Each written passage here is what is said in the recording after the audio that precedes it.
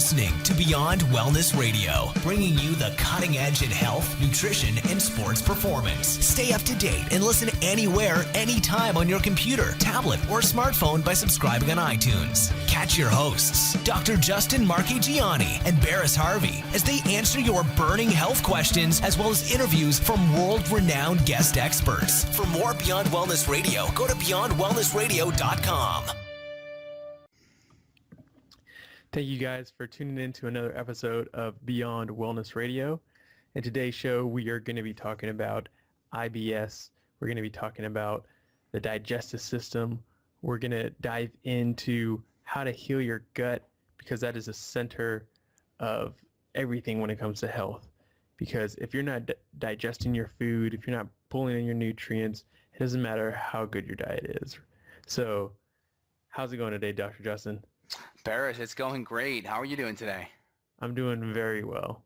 Excellent. So, first question, since we're talking about digestion, let's talk about breakfast. What did you eat this morning?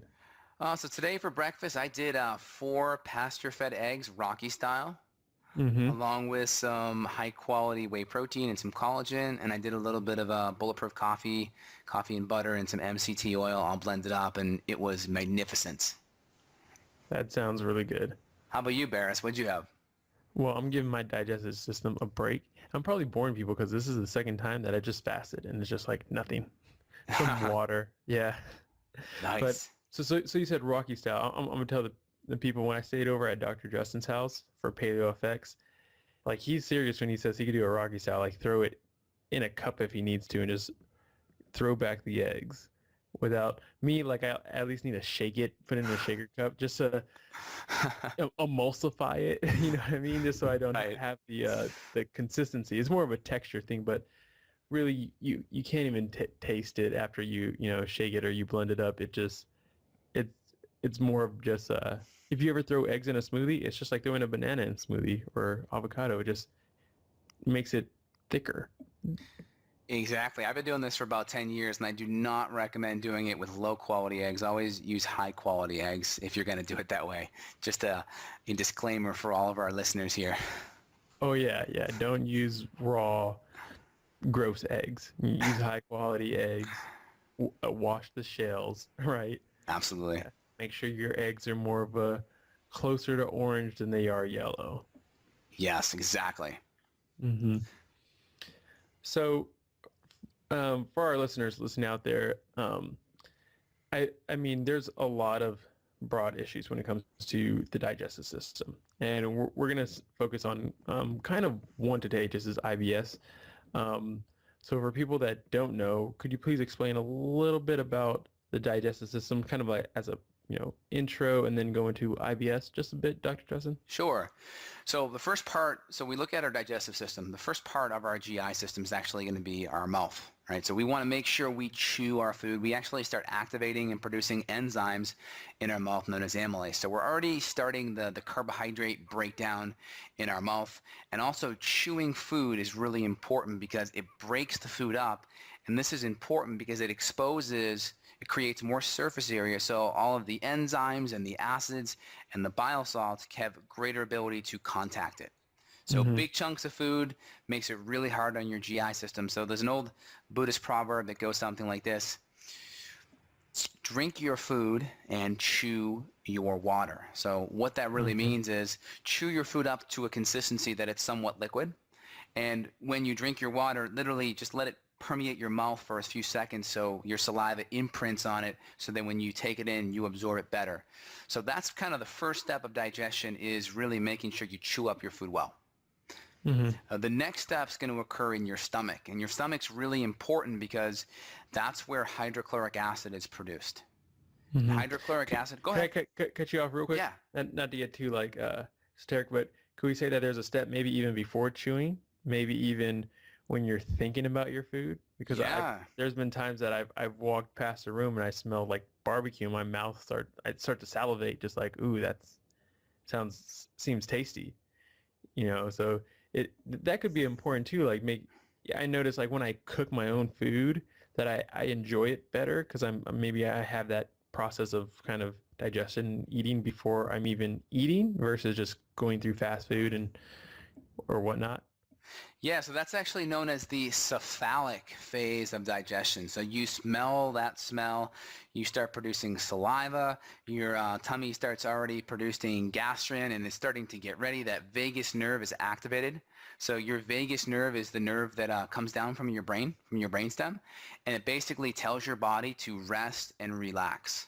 So that's one of the big first things that needs to happen is that cephalic phase of digestion, or it's you smell that really good, those ribs or those French fries by McDonald's. Everyone knows that the French fry smell by McDonald's, and you start feeling that sense.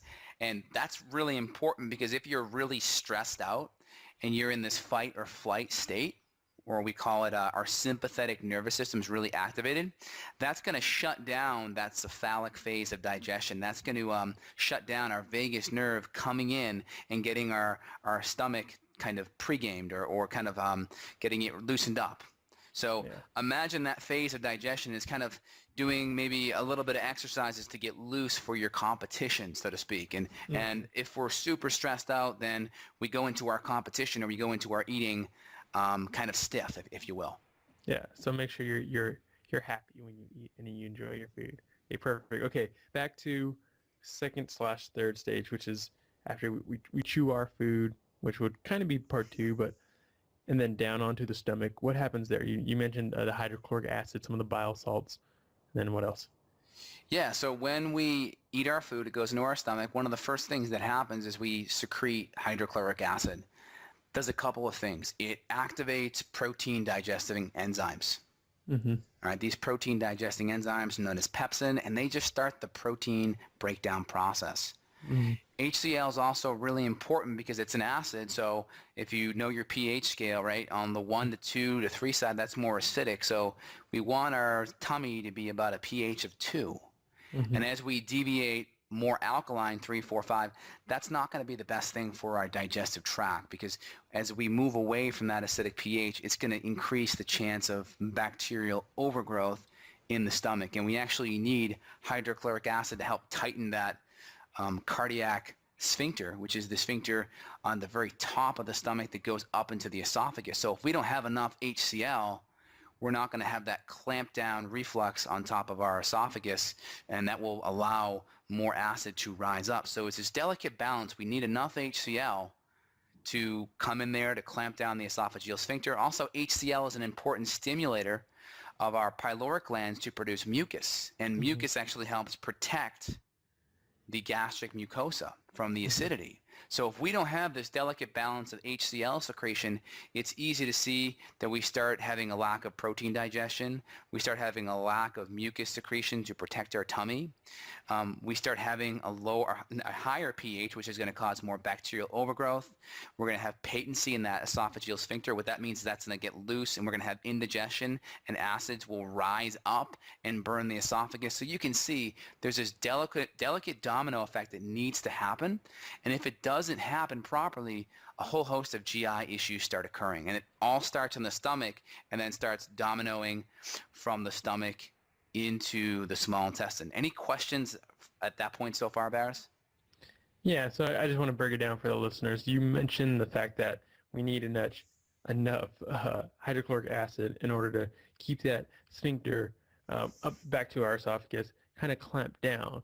So what you're saying is if we don't have enough, this can cause things like acid reflux, correct? Yeah, and this is one of these things that just sounds so contradictory because people are like, wait a minute, acid actually helps with digestion and it's not too much of an acid. So this is the common myth that's out there. So we already kind of talked about the vagus nerve kind of activating our parasympathetics, which is like our rest and digest. And we have the sympathetic nervous system that activates fight or flight.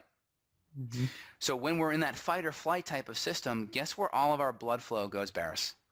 Goes out to our limbs because we need to run from something. Yeah, we got to mobilize glucose. We got to get our epinephrine and our adrenaline going. We got to run, punch, fight, flee, do whatever we got to do to survive.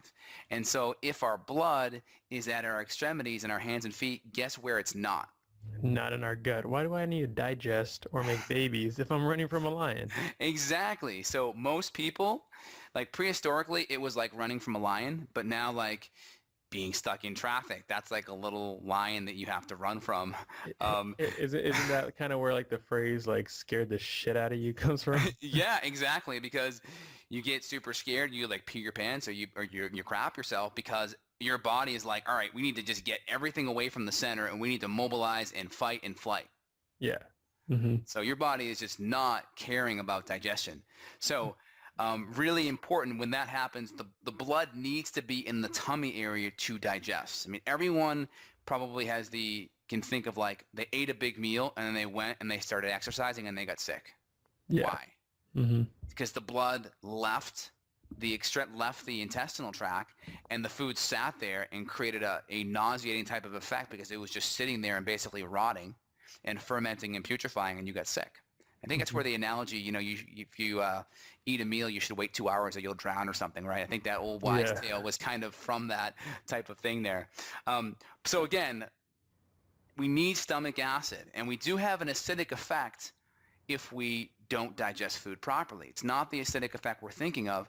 What happens is the food literally sits inside your stomach and rots, and then it ferments, meaning the carbohydrates kind of ferment and rot, the protein putrefies, the fat rancidifies, and it rots. And from that rotting comes up organic acids. And then also from there, that higher pH, right, because we don't have the good gastric secretions, that pH creeps up a little higher, and that allows more of a dysbiotic overgrowth. And when that overgrowth happens, we increase our interabdominal pressure. So how many people can think of the fact that they may feel bloated after a meal? That's increased interabdominal pressure.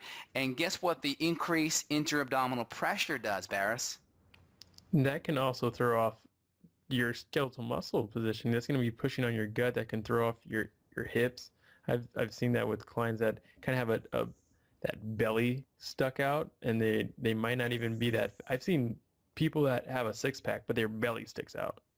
Yeah, exactly. It looks like they have like a little, almost like a food baby, if you will. Yeah, exactly. Yeah. So what happens is that interabdominal pressure, that actually opens up the esophageal sphincter as well. So again, not enough HCl, that opens up the esophageal sphincter.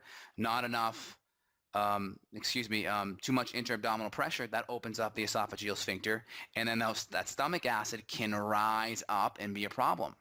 Now, a lot of times there's an H. pylori issue too, because H. pylori is a common infection that can actually come in there, and it creates an enzyme called urease, which then breaks down some of the nitrogen in the gut from the protein into ammonia. And ammonia has a 11 number for the pH scale, which is very, very alkaline. So that will actually neutralize someone's stomach acid too. So a lot of information, but recapping that, H. pylori creates enzymes that lower stomach acid, which creates digestion problems. And then the next thing on top of that is I see a lot of people with autoimmune thyroid issues, and there's a strong connection in the literature between autoimmune thyroid and low B12. And it's not that people aren't consuming it. A lot of times there's an autoimmune attack against the parietal cells. And this is where it gets really interesting, and I'm hoping I'm not going over people's heads. We'll kind of break it down and make sense of it again. Yeah, but that's why I'm here. Anytime you start to go too far out there, I'm kind of like that middleman that out here. I'm like, you know what? Everybody might not know that. Let me make sure that if I go too far, you just pull out the whip and you just crack it a few times, and I'll slow down for you, okay? So again, those parietal cells, the cool thing is these parietal cells produce hydrochloric acid, but they also produce a compound known as intrinsic factor, which is needed to absorb B12. So we have a great deal of population out there that have Hashimoto's and autoimmune conditions, and the connection is autoimmune condition in the thyroid is a potential for autoimmune condition in the gut, which then can affect stomach acid and can affect B12 absorption. And then low B12 can weaken your immune system and lower energy as well. So I'll kind of just give you a chance to kind of recap or kind of ask any questions, Barris. Yeah. So I'm going to bring back kind of this myth that I hear all the time, and it frustrates me sometimes. And it's about your food. Well, of course your food's going to affect your body, but basically the acidity of the food's ash the acid alkaline ash that a food has onto your body. And in my head, I always tell people, like, if I burn a food, like that, my body's not a Bunsen burner. There's different chemical reactions that's going to happen, and there's different levels of acidity and alkalinity throughout the intestinal tract. So could you kind of go a little bit into that myth, just real quick? I don't want to go into the tangent too far, but people are going to bring up, well, you need to eat an alkaline diet, and there's, of course, eating green foods are going to be beneficial. So when people look at the studies, like, oh, of course, eating vegetables is good for you. But to say that eating meat because it's acidic ash is going to mess up your kidneys and and give you cancer, like, could you please just kill that myth for me? Yeah, so there's a lot of issues about that. There's scientific studies on both sides of the fence, so we kind of have to break it down and use clinical application or just use real world examples. So one, when you eat a food, like you said, there's excuse me, Freudian slip. There's an ash that's produced, whether it's alkaline or acidic. So that's pH scale. Again, it's 1 to 14, and it's logarithmic. So there's, like, I think a 10 times. So like a pH of 6 to pH of 7, that's actually a 10 times increase. Mm-hmm. So it's not like just a 1-up increase. It's actually a 10-time increase. So when we look at a good pH graph, a pH scale, you're actually going to see that grains are 10 times more acidic than meat.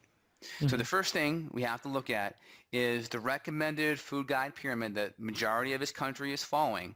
The foundation of that pyramid is grains. So if anyone is really into the whole acid alkaline thing, I am not a whole bunch into that. I look at a lot of acidity issues are really a problem of inflammation, and diet is a big, contributor of that. But again, when we look at that issue, grains are 10 times more acidic than meat. I want to say it's about a 4 to a 4.5, where meat's like a 5 to a 5.5. It depends on the type of grain and type of meat. So you can see right there, grains are 10 times more acidic, and that's the foundation of our food pyramid. Mm-hmm. So that's step one. And most people aren't just eating meat by itself. They're typically eating meats with plants. That's always a good thing. And even if you're ketogenic, you're still going to be consuming high-quality green vegetables that are going to have enough of an alkaline base to it where it's going to kind of, cancel each other out, and you'll be somewhat neutral. Not to mention, in certain foods, there are minerals. Yeah. I mean, if you're taking in bone broth, if you're taking in these various minerals that are in food, or if you're eating some salmon with fish bones in there, or if you're eating some high-quality vegetables that are nutrient-dense that may have higher amounts of magnesium in it, or a sweet potato, things like that, these foods are very, very alkaline. So most people, especially in the paleo community, aren't just eating meat by themselves. So there's going to be kind of a canceling out there. But it's important to note that a lot of inflammation in the body actually creates acidity. There are acid byproducts that come from inflammation. So if you're chronically having fatigue, if you have gut infections, if you're eating food that has maybe pesticides or chemicals or artificial hormones in the body like BPA, etc., this could possibly create inflammation in the body, and a natural byproduct of inflammation is going to be acids coming out. Mm-hmm. So that's really important, is that we can have acidity issues just from having chronic inflammation in the body outside of diet alone. And I've tested my pH in the morning via urine during a first morning urination, and I've seen my urine be a little bit more on the acidic side. And one thing that comes up here is I think, well, I would just have a little bit of lemon water or lime water the night before, and it totally corrected it. So it's like, really, like, if a little bit of lime water makes that big of a difference, how important is pH to my overall health? How important is looking at urinary pH to my entire health? And that's where I kind of have an issue, because it's more than just putting a little bit of lime or lemon water in your drink to fix that problem. Or lemon water is just a miracle cure we never knew about. Right. I would say personally that the body is dumping out the extra alkalinity from the lemon or lime, and it is essentially dumping it in the urinary tract, and that's what's pushing it back up. Exactly. I think our kidneys do a very good job of regulating, especially our blood pH, because if our blood pH was thrown off, that'd be very dangerous. So to allow like a simple oh, I'm gonna eat lemon today, and that to throw it into a different direction so greatly that we would change our blood pH. Our bodies are a little bit smarter than that. Yeah, and essentially when we look at our pH in our blood, it's about a point 0.1 a point 0.1 kind of range. It's like 7.35 or 7.33 to 7.4-ish. It's a very, very tight, narrow range.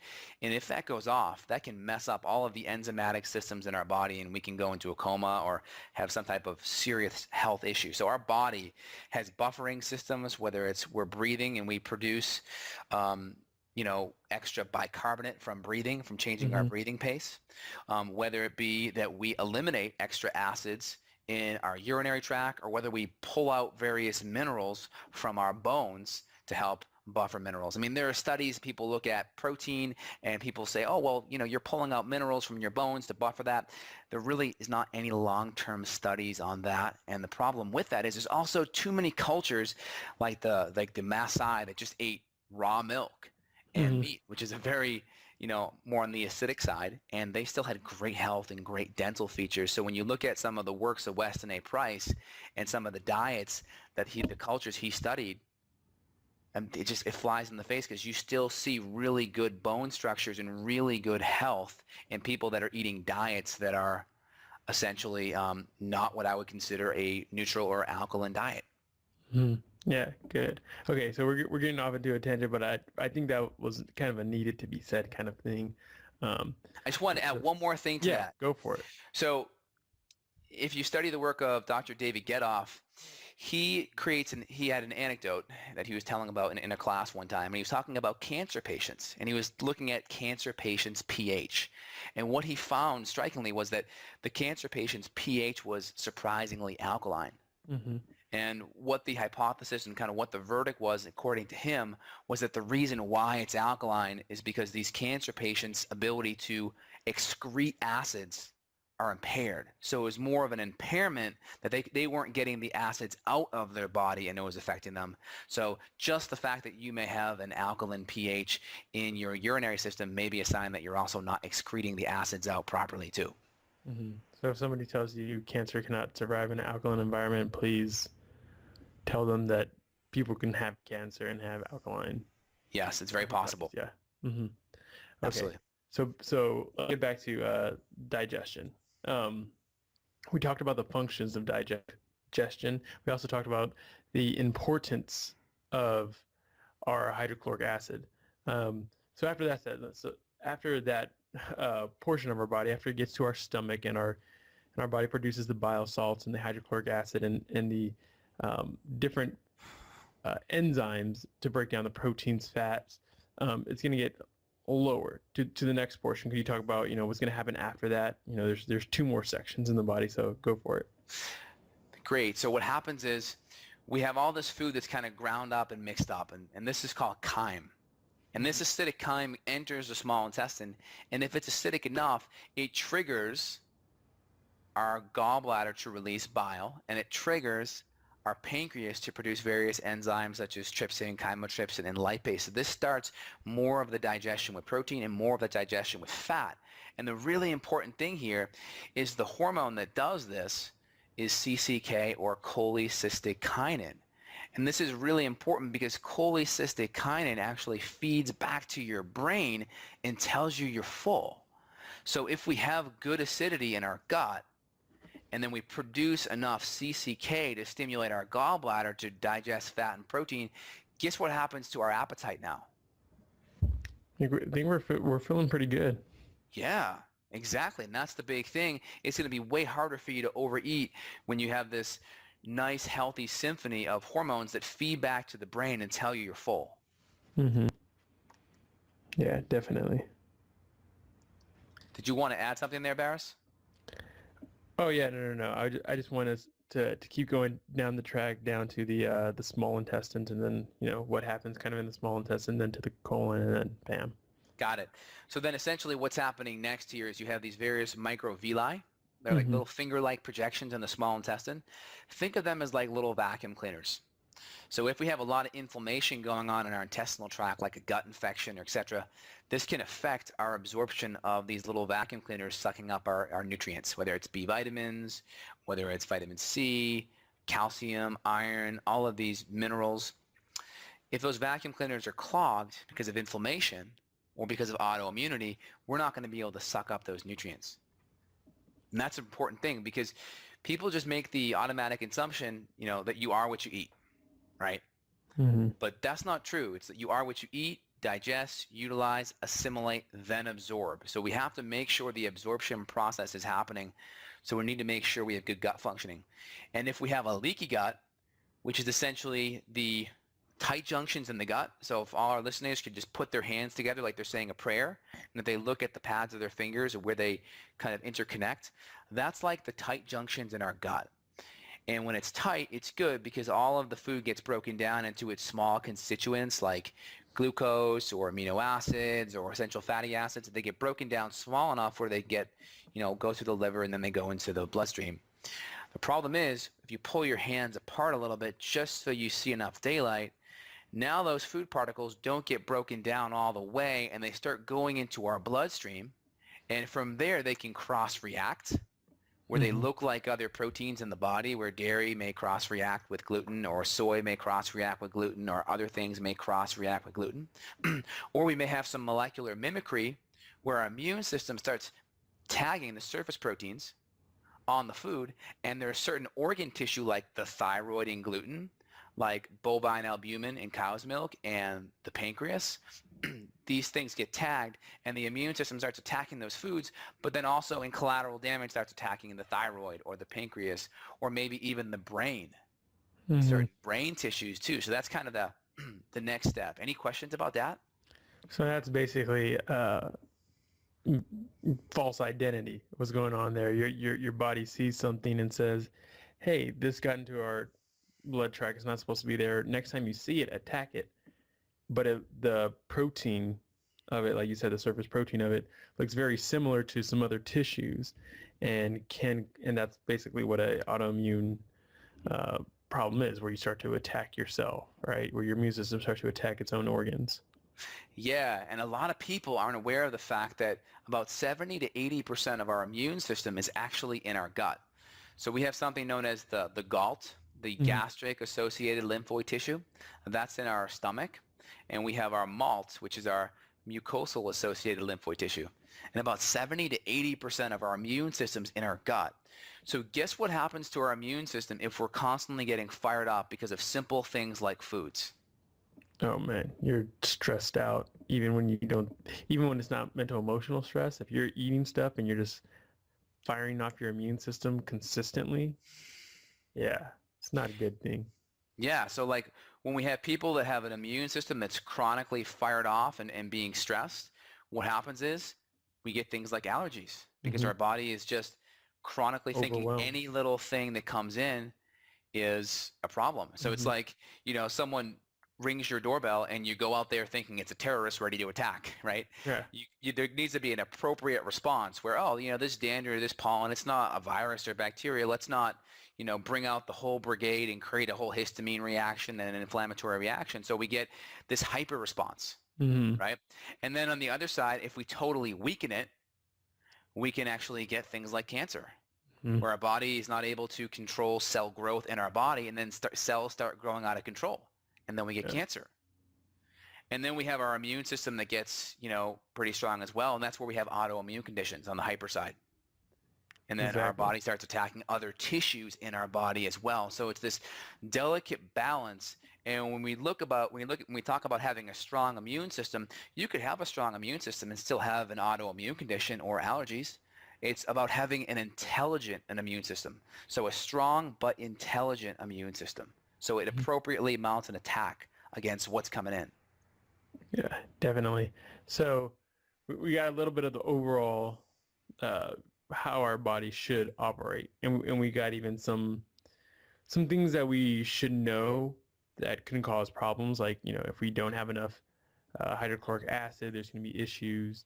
But could you talk quickly about gut bacteria? I think this is an important part that It's starting to get a lot more attention than before. Like I'm even seeing some mainstream media like mention, like probiotic supplements. They're usually like crap ones, but I'm seeing like it become recommended more often. Yeah. So again, in our intestinal tract, we have a balance of bacteria, and the healthy person's gut's going to have more good bacteria than bad bacteria. So I kind of like the 80-20 rule. So 80% good stuff, 20% bad stuff. And what happens is we have, low hydrochloric acid, and we have leaky gut, and we potentially have other underlying infections in the gut that can predispose the amount of bad stuff in our gut in relation to good stuff. So think of that as a garden where the garden is now starting to be taken over with weeds.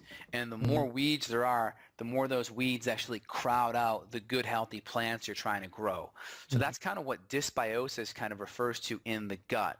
And a lot of these dysbiotic bacteria, they produce toxins. They can produce endotoxin. They can produce something called LPS, which can actually further make your gut leaky.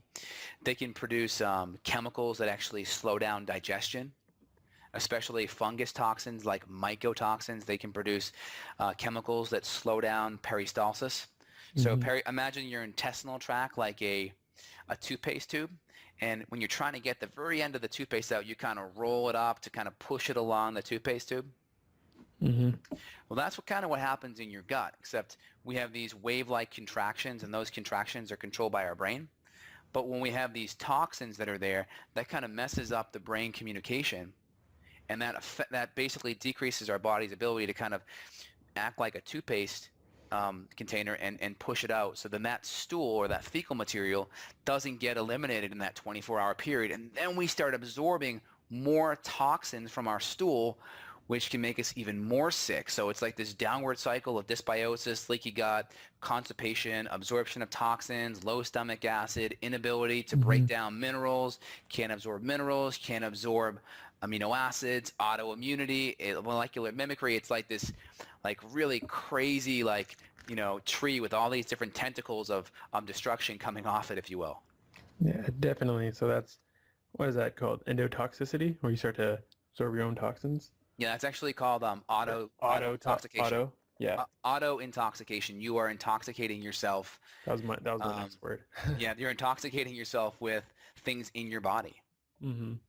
That's why elimination, is anyone important. Yeah, it's so important. Anyone listening right now, just go take a whole bunch of charcoal or go eat a whole bunch of beets, set the timer, and just look in the toilet for when you see, your stool go red if you're doing beets, or really, really black dark if you're doing charcoal, and then set the timer on it. If it goes longer than 24 hours, or if you have a history of just not having a bowel movement every day, then you are poisoning yourself. Yeah, basically. And it's funny too, because it's considered so common and so normal that oh yeah, I go twice or 3 times a week, and it's that's not normal. But neither is it to go 5 times a day either. So yeah, I mean, you don't want to have a hypermobile gut. Yeah, I actually wrote a blog about natural solutions for depression and anxiety. And it was known as far back as 1933 that our body's internal toxins can actually cause bouts of depression. And it's one of the great books. It's written, I think, in the 1920s. I'll read a quote from the book. The book was called The Conquest of Constipation, The Lazy Colon. And what the person wrote was, a burdening, fermenting, decomposing, putrefying, filling the body with poisonous substances and creating a sewer-like blood. That auto-intoxication is the cause of 90% of disease. One more time. Is the cause of 90% of disease, end quote, and the constipation shortens life. And this was talked about in the 1920s and 30s. There's a famous gastroenterologist named Metchnikoff, and Metchnikoff basically was, I think, quoted as saying, life and death starts in the colon. Yeah, exactly. It's funny too, because David Webster, who wrote the book Achieve Maximum Health, it's funny. It's the book title is Achieve Maximum Health. So people I think it's and then it's about colon flora, the missing link in immunity, health, and longevity.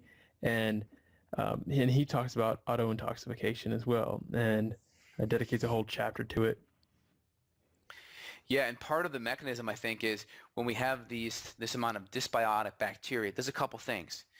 It basically affects how we break down and metabolize hormones. So if we're getting all these hormones in our environment, oh wait, pesticides, plastics, chemicals, right? These are all external synthetic hormones.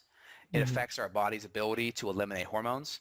Also, the toxins in our gut also can affect our body's ability to break down certain amino acids like 5-HTP or tryptophan into serotonin. And it also can affect breaking down L-tyrosine or L-phenylalanine into dopamine. So if we have a lot of these bad critters in our tummy, that can affect our bodies taking these proteins and creating them and converting them into healthy neurotransmitters. That's why lots of people, when you fix their gut and you start getting these things addressed, they start feeling better. Their disposition gets better. And the reason is, if you read the book called The Second Brain, forget the person who wrote it, but he was a gastroenterologist over at Columbia, and he basically, did the research showing that 95% of serotonin is actually produced in the gut. So healthy gut balance is super, super important just for mental health. And I know that's like so weird for people to wrap their head around because you're like, what, gut? And there's that old saying like gut instinct, right? I mean, there's definitely that brain-gut axis type of connection. And people kind of intuitively knew it. It's true. It's definitely out there, and the science supports it. Yeah, definitely. So have a happy poop, right? Have a happy bowel movement in the morning. Yeah, exactly. So I know we've taken this whole podcast more to talk about just the basics kind of thing, and we can probably go on and on. We'll probably make a series out of this one just because there's so many different individual digestive issues. The same thing with the thyroid. We're going to go into a series with this one as well. And this is kind of going to be like part one, the basics. But let's just talk about, I guess, some basic things somebody can do. Just because if I want someone to hear this, they have a lot of basic knowledge, but maybe they might have an upset stomach or what's a good one, or constipation. Let's help somebody out there. And then what can they do to help make their stomach feel better, or make sure that they're having a bowel movement regularly, not every 36 hours, right? Right. Well, the first thing I would make sure that the diet is, and this is kind of all, I mean, when you look at functional medicine, the foundation is diet, right? So if you're going to build like a big skyscraper, the taller the skyscraper is, the deeper you actually have to go into the ground, the stronger the foundation has to be. So the more problems someone has with their health, the more you have to work on the foundation. So the foundation in functional medicine is always diet and lifestyle. So ideally having a good anti-inflammatory, nutrient-dense, low-toxin diet, and paleo diet's a really good approach. Bulletproof diet, GAPS, these are all really good approaches to kind of start. And depending on where someone is that I see in my clinic, they could have gut infections, they could have autoimmunity, it could be going on for decades. So it really depends. You may even an autoimmune paleo diet. So it really depends on kind of how long the problems have been going on and how severe. Some people just shifting their diet alone can make all the difference. Some people, they have to add in hydrochloric acid and or enzymes. Some people have a gut infection that's preventing them from fully healing. So there's like a wide spectrum, but the best thing anyone can do off the bat, just kind of Reader's Digest knowledge here, is just make sure your diet's anti-inflammatory, nutrient-dense, low toxins, and that could be a paleo or an autoimmune paleo type of approach. And then from there, if you're still having issues, looking deeper and maybe getting some gut testing done, maybe the next step to see if you have a small intestinal bacterial overgrowth, to see if you have fungal, bacterial, or parasitic type of infection. These are good next steps to make sure there's no issue there. And also people going on a low carbohydrate diet, and some people may need to do that because they're metabolically damaged, they're just more insulin resistant, and they may need to go on a low carbohydrate diet. And what the research is showing is certain bacteria in the gut that actually decrease when you go on a low carbohydrate diet. And these bacteria are the Roseburia bacteria or the Erectali bacteria. And these bacteria, kind of like in the stomach, they actually keep the pH in our gut lower. So when our pH is a little bit lower in our intestinal tract, it makes it harder for bacteria to grow. And again, it also spits out more butyrate. And butyrate is the same fat found in butter. And this butyrate is really important because it actually feeds a lot of the good bacteria. It feeds the colonocytes. These are certain cells in the intestinal tracts, in the colon, for instance. And what happens with certain people as their gut gets thrown more off balance, there's a phenomenon known as SIBO, where bacteria from the colon will actually migrate back upwards into the small intestine. And we kind of talked about how HCl is really important for kind of clamping down. Real quick for people, SIBO, small intestinal bacterial overgrowth. That's what that stands for. Go ahead. Yeah. So we kind of talked about I'm going to kind of make a connection with the stomach and the intestinal tract. So we talked about in the stomach that hydrochloric acid and bacteria is really important. If they go out of whack, then our colon or our esophagus becomes weaker, and that sphincter starts opening up and acid can kind of rise upward. So that's really important that that's tight. The same thing that happens in our intestinal tract, where our colon meets our small intestine, if we don't have enough good quality butyrate in a low pH, that sphincter, it's called your iliosphincter or your ileocecal valve, can get loose, and then bacteria comes back from the colon into the small intestine, and that can create a whole bunch of problems and create all kinds of digestive issues. Yeah, definitely. So real quick before we finish up this call, and like I said, we kind of switched it up. I almost forgot for a second like how deep we were just going to get into like kind of the basics. But so real quickly, do we have like some, and you mentioned like the butyrate, how it feeds good bacteria. So I'm thinking to myself, oh, we should definitely tell people, make sure that you're getting really high quality butter in your diet. Are there any other really high quality, or I don't want to really use the term, but any superfoods or any herbs that that will be like very healing to somebody that might have these issues? Yeah, so you can also add in resistant starch. So resistant starch is resistant starch type 3, which is like the potato starch. Bob's Red Mill makes a really good one. You can add this in 1 to 2 tablespoons at breakfast, some water. I'm also experimenting right now with ripe bananas that are ground up into a powder. And I'm doing this just because they're lower glycemic and they're more autoimmune friendly, because potatoes kind of off the autoimmune diet. So I'm experimenting with ripened bananas that are ground up into a powder form. And this is a resistant starch type 2. And this can feed some of that Roseburia/E. bacteria that can increase the butyrate, that can decrease the pH in the gut and make a nice friendlier environment in the gut. So that's something that you can do. And I don't think we really touched upon the IBS diagnosis. So just to kind of put that out there, essentially what IBS is, it's a diagnose, meaning I don't know. In medicine, it's called a diagnosis of exclusion. Meaning we've ruled out this disease, we've ruled out Barrett's esophagus, we've ruled out ulcerative colitis, we've ruled out Crohn's, we've ruled out IBD, we've ruled out all these other conditions that could be happening, celiac, the whole 9 yards, H. pylori infections, and we still don't know what the problem is. So that's all IBS means. It means that you have problems, you don't feel good, your gut's, on the fritz, and your medical doctor saying, we just don't know what's causing it. And looking at the literature, I'm pretty sure a lot of, because you mentioned SIBO, a lot of IBS, and again, IBS is irritable bowel syndrome. I don't want to mess up the number, but I think it's upwards of almost 80% could be SIBO, if I'm not mistaken.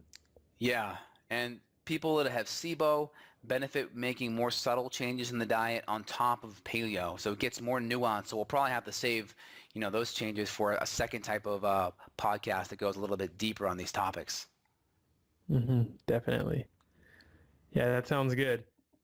So thank you guys for taking the time to listen. We'd really appreciate it if you guys went to iTunes and left us a 5-star rating. You can leave us whatever rating, but 5 stars will be even better appreciated. Share this with your friends, families. If you know anybody who has digestive issues, definitely share this with them. And if you want more information, go to beyondwellnessradio.com.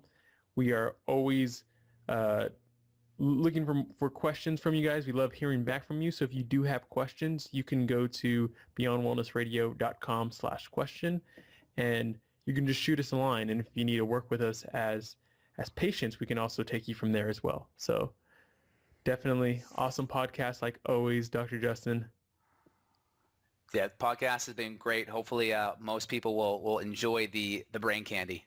Oh yeah, definitely. Okay, everybody, you have a good one, and we'll hear from you next time. Thanks, Barris. Perfect. That sounded good. All right. And that sphincter starts opening up and acid can kind of rise upward. Mm-hmm. So that's really important that that's tight. The same thing that happens in our intestinal tract where our colon meets our small intestine, if we don't have enough good quality butyrate and a low pH, that sphincter, it's called your iliosphincter or your ileocecal valve, can get loose, and then bacteria comes back from the colon into the small intestine, and that can create a whole bunch of problems and create all kinds of digestive issues. Yeah, definitely. So real quick before we finish up this call, and like I said, we kind of switched it up. I almost forgot for a second like how deep we were just going to get into like kind of the basics. But so real quickly, do we have like some, and you mentioned like the butyrate, how it feeds good bacteria. So I'm thinking to myself, oh, we should definitely tell people, make sure that you're getting really high quality butter in your diet. Are there any other really high quality, or I don't want to really use a term, but any superfoods or any herbs that that will be like very healing to somebody that might have these issues? Yeah, so you can also add in resistant starch. So resistant starch is resistant starch type 3, which is like the potato starch. Bob's Red Mill makes a really good one. You can add this in 1 to 2 tablespoons at breakfast, some water. I'm also experimenting right now with ripe bananas that are ground up into a powder.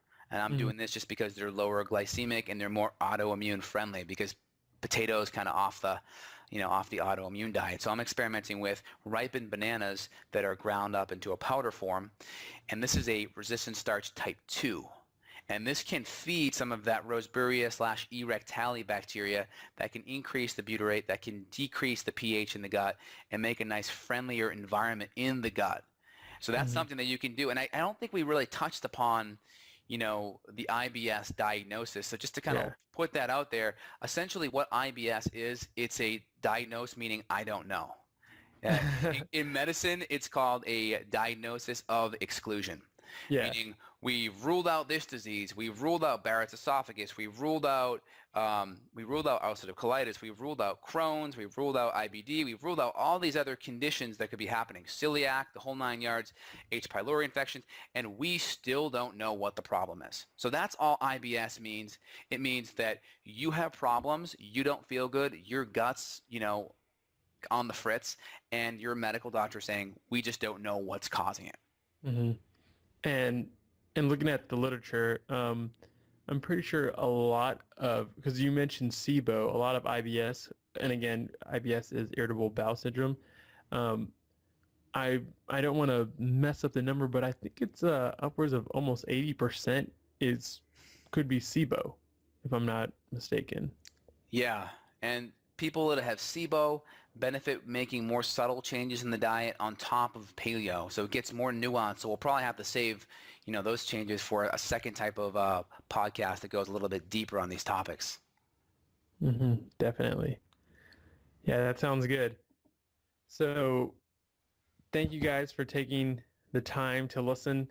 We'd really appreciate it if you guys went to iTunes and left us a 5-star rating. You can leave us whatever rating, but 5 stars will be even better appreciated. Share this with your friends, families. If you know anybody who has digestive issues, definitely share this with them. And if you want more information, go to beyondwellnessradio.com. We are always looking for questions from you guys. We love hearing back from you. So if you do have questions, you can go to beyondwellnessradio.com/question. And you can just shoot us a line. And if you need to work with us as patients, we can also take you from there as well. So definitely awesome podcast, like always, Dr. Justin. Yeah, the podcast has been great. Hopefully most people will enjoy the brain candy. Oh, yeah, definitely. Okay, everybody, you have a good one, and we'll hear from you next time. Thanks, Bears. Got a question for Dr. J? Go to beyondwellnessradio.com/question. Then tune in to hear the answer. Also, if you like the show, review us on iTunes. For more Beyond Wellness Radio, go to beyondwellnessradio.com.